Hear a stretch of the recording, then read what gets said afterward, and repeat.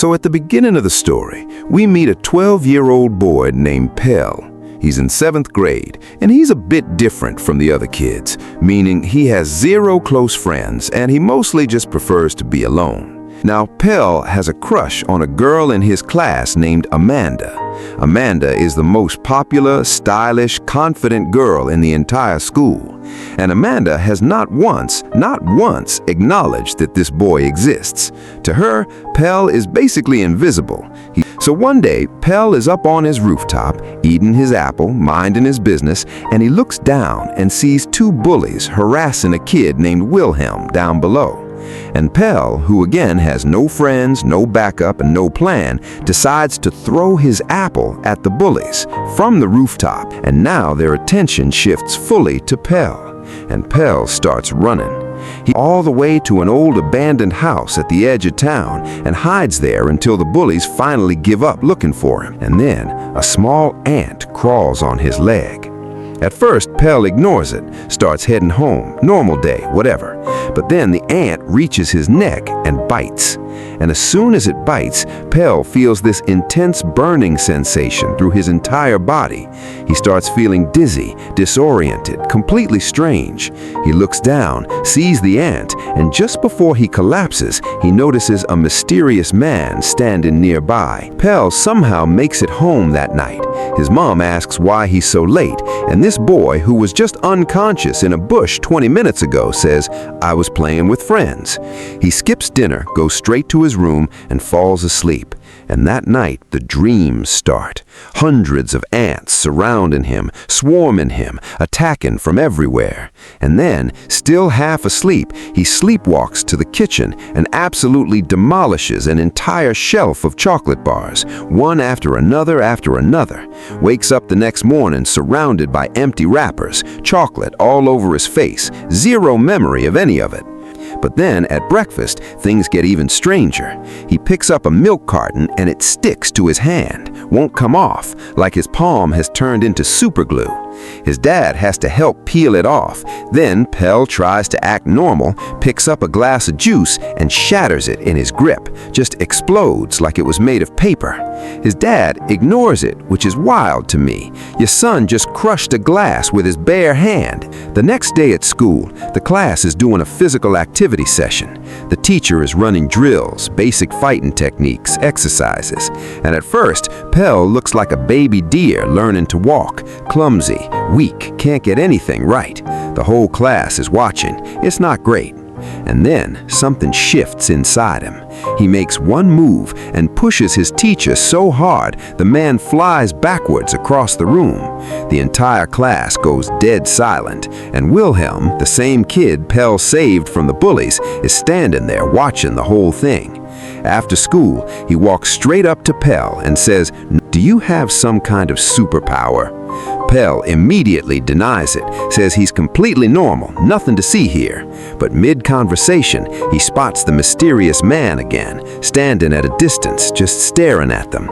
It makes Pell deeply uneasy, and he bounces fast, straight home. Now, on the other side of town, we cut to that same mysterious man sitting inside the old abandoned house reading a paper.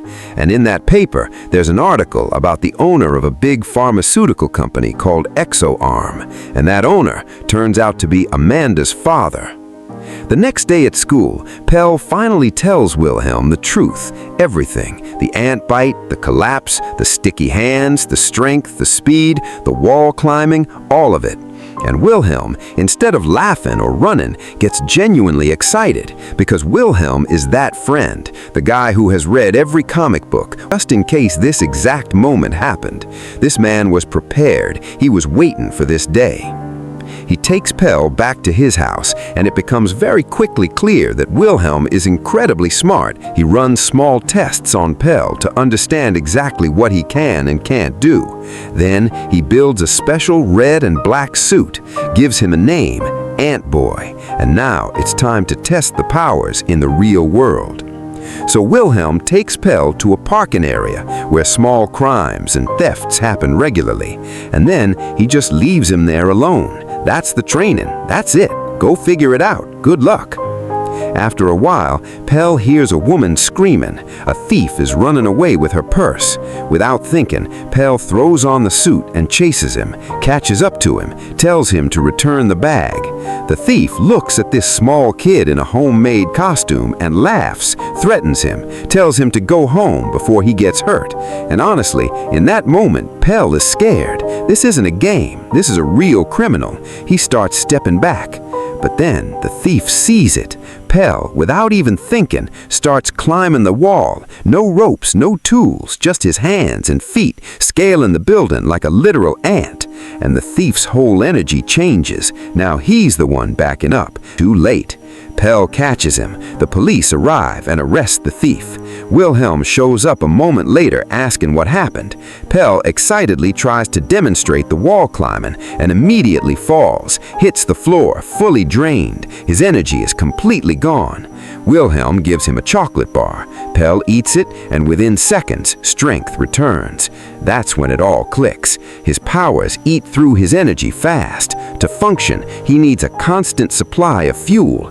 Wilhelm upgrades the suit after this, adds a helmet so Pell's face stays completely hidden. Over the next few days, Antboy becomes a presence across the city.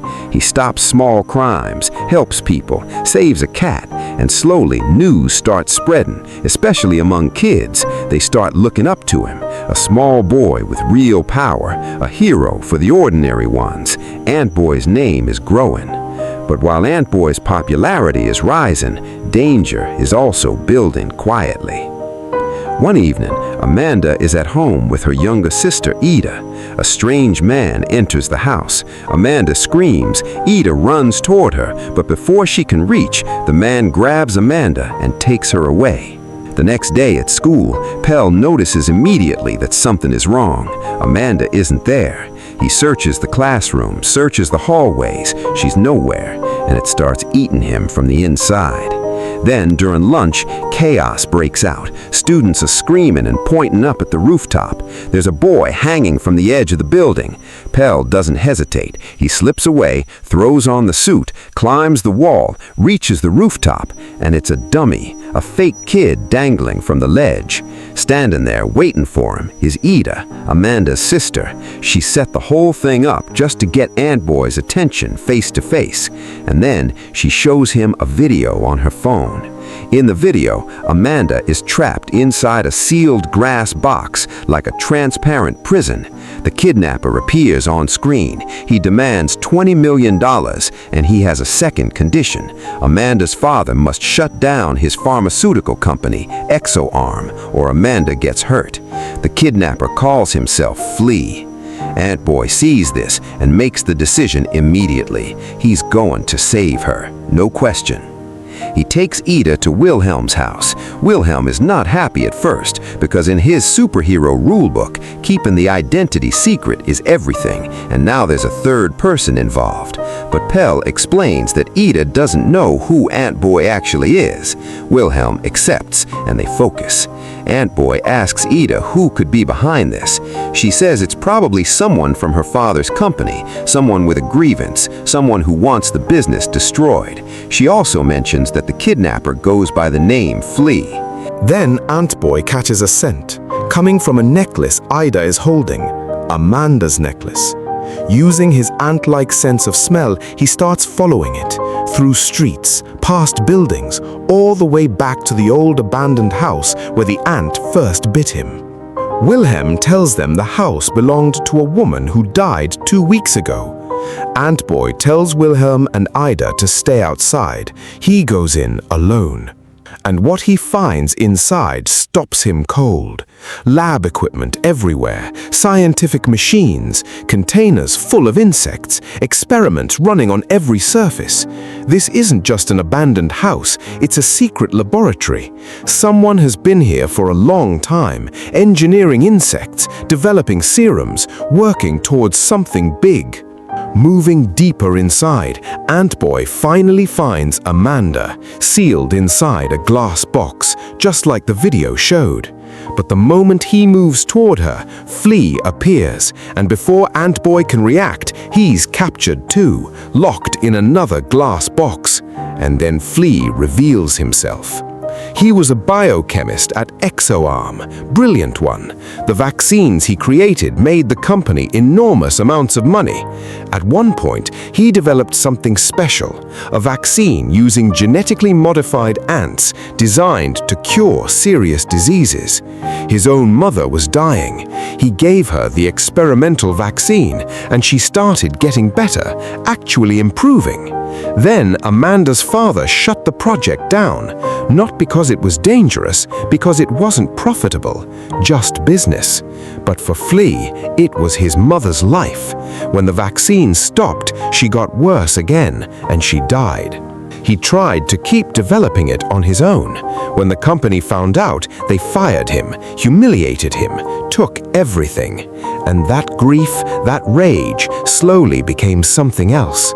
Now he doesn't want to save anyone. He wants ExoArm gone. He wants Amanda's father to lose everything, the same way he did. Flea keeps talking. He experimented with more insects, different serums, eventually injected himself, and now he has powers too. Strength, speed, dangerous abilities.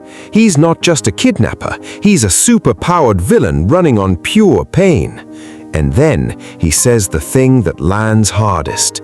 He looks at Antboy and goes, "You like Amanda, but she doesn't like you. She likes Antboy. She likes the hero, not the shy, invisible boy underneath the mask." For the first time, he starts to question it all.